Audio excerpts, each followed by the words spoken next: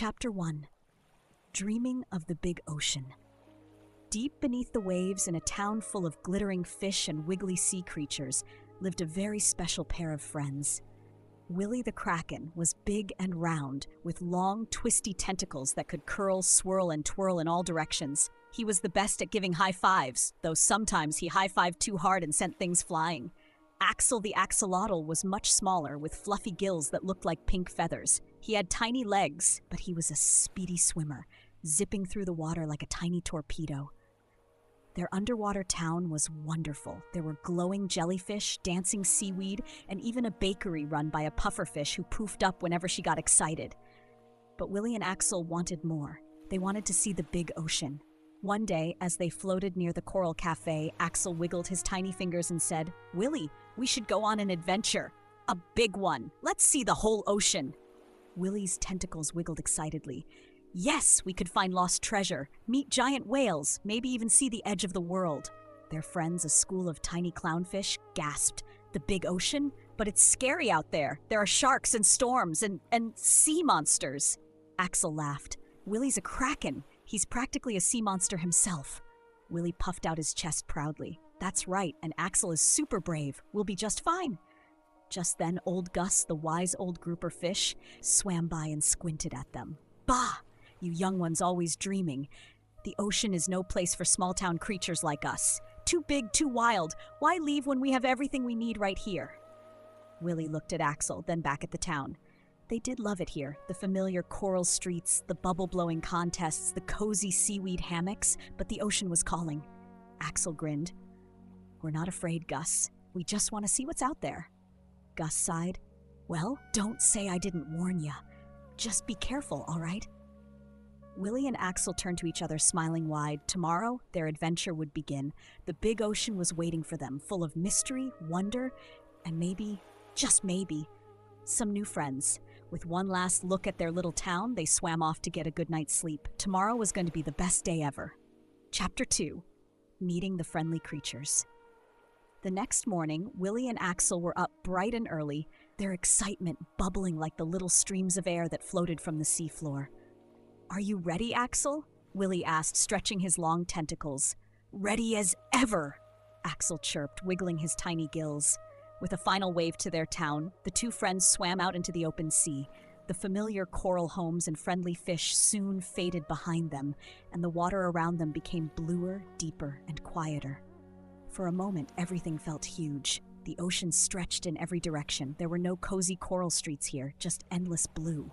Axel blinked. "Wow, it really is big, huh?" "Huge," Willy agreed. He spun in a circle, his tentacles twirling. "So much room to stretch." Just then, a soft glow appeared in the distance. It flickered, then blinked, then wiggled toward them. "Oh, what's that?" Axel whispered. The glowing thing got closer, and soon they could see it was a small fish with a little light dangling from her head like a tiny lantern.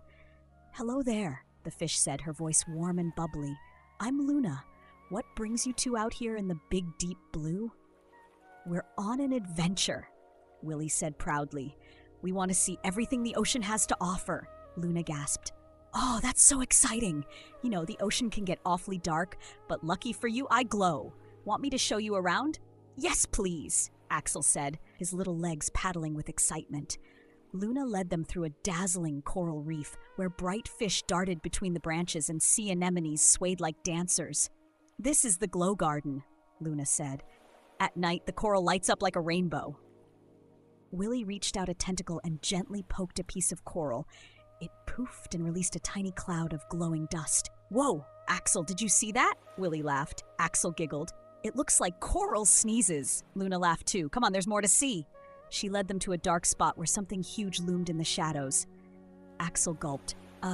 Is that a monster?" "No, silly," Luna giggled. "That's Captain Barnaby's shipwreck." Just then, an old sea turtle with a weathered shell swam into view. His shell was covered in barnacles, and his eyes twinkled like he had 1,000 stories to tell. "Ahoy there, travelers," he said in a deep, slow voice. "What brings you to my ship?" "We're exploring," Axel said. "Have you been to the whole ocean?" Barnaby chuckled. "Oh, I've been everywhere, lad. I've seen towering waves, dancing dolphins, even the great whirlpool of the West." Willy's eyes grew wide. "The great whirlpool? What's that?" Barnaby stroked his chin. A swirling, spinning tunnel of water, faster than a school of flying fish. But don't worry, I stayed far away from it. Axel wiggled his gills. Whoa, the ocean really is full of amazing things. Barnaby smiled. Aye, that it is. But every explorer needs a good map. Here, take this. He reached into an old chest and pulled out a faded, rolled-up map, handing it to Axel. This will show ye some of the wonders of the sea. And maybe even a few hidden treasures. Treasure? Willy's tentacles wiggled with excitement. Only the bravest adventurers can find it. Barnaby winked. Willy and Axel thanked their new friends, waving as they swam away. This adventure is already amazing, Axel said, tucking the map under his arm. And it's only just beginning. Willy cheered. The two friends swam deeper into the ocean, excited to see what else awaited them. But they had no idea that their next encounter might not be so friendly. Chapter 3, Facing the Vicious Creatures. Willy and Axel swam further into the deep blue, the water around them growing quieter. The bright coral and dancing fish of the glow garden were far behind them now. It's kinda empty out here, Axel said, looking around.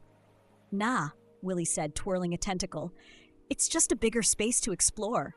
Just then, something long and shadowy slithered in front of them. It moved quickly, curling and uncurling in the water. Axel froze.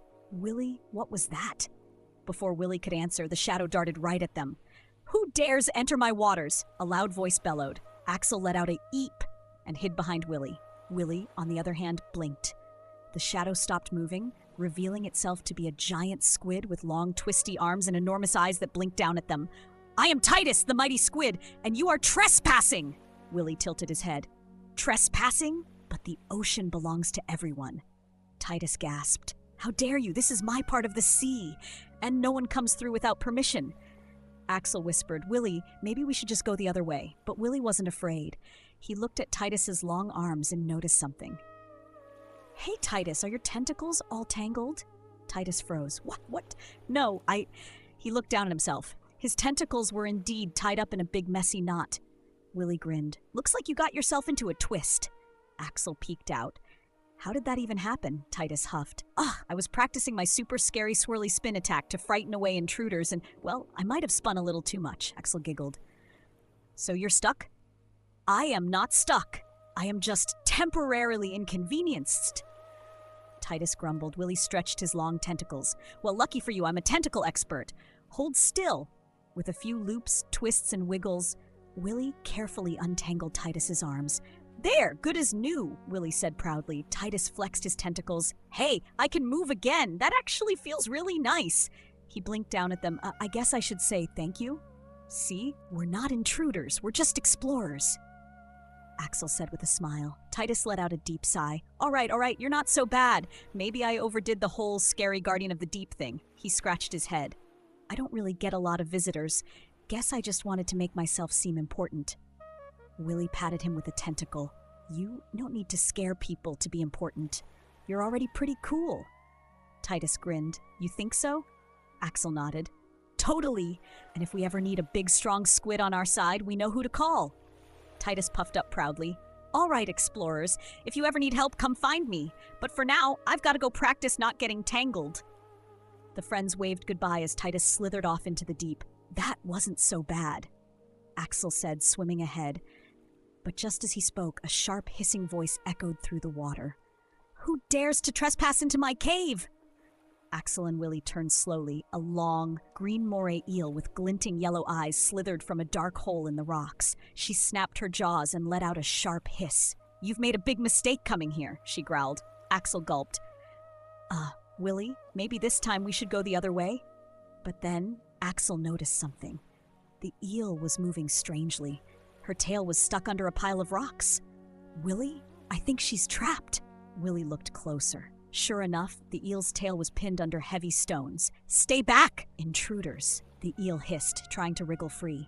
But she winced in pain. Axel swam forward, his fear disappearing. You're hurt. We can help. The eel blinked. What? No, I don't need help. I'm dangerous. I'm... She struggled again, but her face scrunched up in pain. Willy and Axel quickly worked together, using Willy's strong tentacles to lift the rocks while Axel gently nudged her tail free. The moment she was loose, the eel darted forward, then stopped. She looked back at her tail. You really helped me?" she said in a small voice. Willy smiled. "Of course, that's what friends do." The eel stared at them, then let out a long sigh.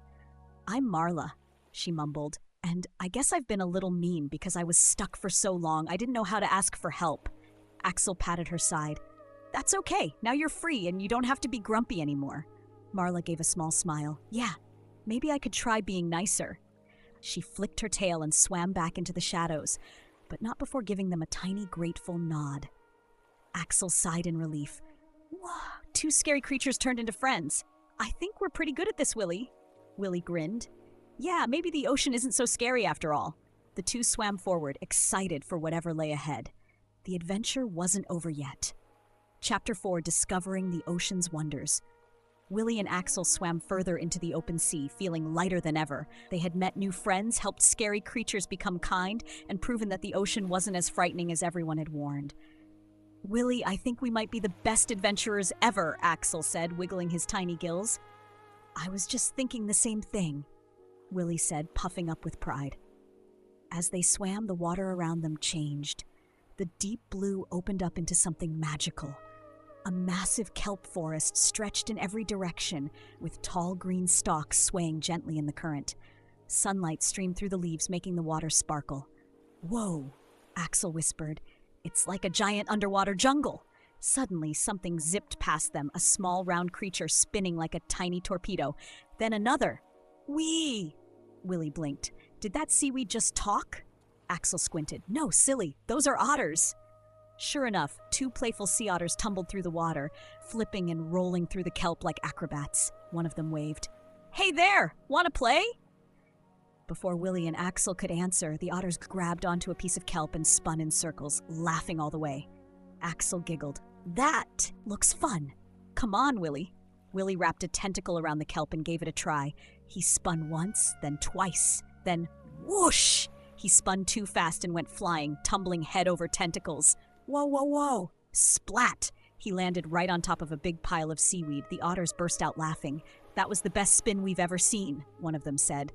Willy wobbled to his feet, dizzy but grinning. "That was awesome." After playing a few more games, the otters waved them off. "Come back anytime!" Willy and Axel swam onward, laughing as they left the kelp forest behind. As they traveled deeper, the water grew darker and colder. The light from above barely reached the ocean floor. Strange fish with glowing spots swam by, and Axel huddled close to Willy. "This place feels kind of spooky," Axel whispered. Then up ahead they saw it, a giant shape resting on the ocean floor. It was a massive shipwreck. "Willy, is that a real pirate ship?" Axel asked, eyes wide. Willy nodded. "It has to be."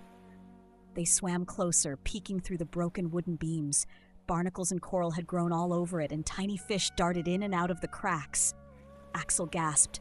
"Look, the Mapton Barnaby gave us." He pointed to a spot that looked exactly like the shipwreck they were staring at. Willy's tentacles twitched with excitement. "That means there could be treasure." The 2 friends dove inside the ship, squeezing through an opening in the broken hull. Inside, it was quiet. Strange shadows flickered across the wooden walls. "Do you think pirates left behind real treasure?" Axel whispered. Willy shrugged. "Only one way to find out." They searched through the ship, peeking under fallen beams and inside old barrels. Then, near the captain's quarters, Willy spotted something shiny. "Axel, look!" Axel swam over, his tiny eyes growing wide. In the corner covered in sand was a golden chest. They pushed and pulled, trying to open it. It creaked. Then finally, pop! The lid burst open, and inside was not gold, not jewels, not pirate swords. It was a pile of old, glittery seashells and polished stones. Axel blinked. "Huh, not exactly pirate treasure." Willy picked up a shimmering blue shell. "Maybe not, but they're still pretty cool."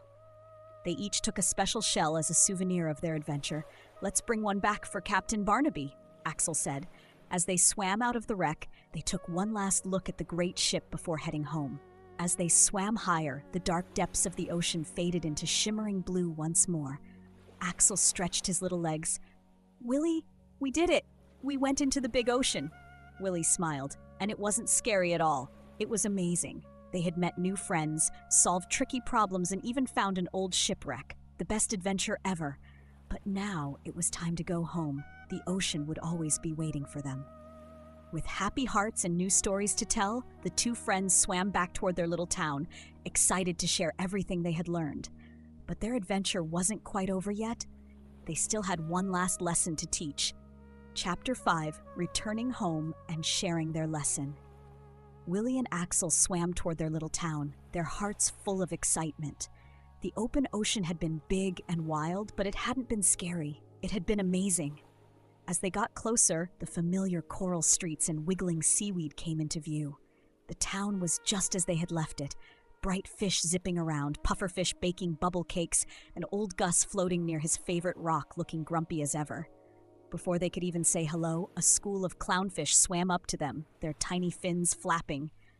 "They're back! They're back!" one of them squeaked. In no time at all, everyone had gathered around. "Well, well, well," old Gus muttered. "I didn't expect to see you two again so soon. Guess you learned your lesson, huh?" Willy grinned. "We sure did." Axel nodded. "But not the lesson you think." The crowd gasped. "Tell us everything." Willy and Axel took turns telling the town about their adventure. They told them about Luna the lanternfish, who lit up the dark and guided them through the glow garden. They told them about Captain Barnaby, the old sea turtle, who gave them a map and told them stories of the great whirlpool. They told them about Titus the giant squid, who had tried to be scary but was really just tangled up in his own tentacles. And they told them about Marla the moray eel, who only hissed because she was stuck and didn't know how to ask for help. "Even the creatures who looked scary weren't really scary at all," Willy said, twirling his tentacles. "They just needed a friend," Axel added. The town listened, eyes wide, hanging on to every word. Even Gus had stopped frowning. Then Willy and Axel pulled out the beautiful shimmering shells they had found in the pirate shipwreck. "We brought back a special shell for the town," Axel announced. To remind everyone that the big ocean isn't just dangerous, it's full of wonders. Willy placed the biggest shell in the middle of the town square where it gleamed under the sunlight. Everyone admired it. "It's beautiful," a jellyfish whispered. "It sparkles," a tiny crab gasped. Old Gus stroked his chin. So you're saying the big ocean isn't just full of scary things?" Axel shook his head. "Nope. Some creatures may look scary, but that's just because we don't know them yet." Willy grinned. "And sometimes they just need someone to listen to them." The town thought about this for a moment. Then slowly, old Gus nodded. "Well, I suppose you two really are adventurers." The crowd cheered. That night, the town threw a big celebration. There were glowing lanterns, bubble cakes, and even a game of spin the seaweed, which Willy won, of course. As Willy and Axel watched their friends laugh and dance, Axel nudged Willy's side. "You know what?" he said. "What?" Willy asked. "I think this adventure was even better than we imagined."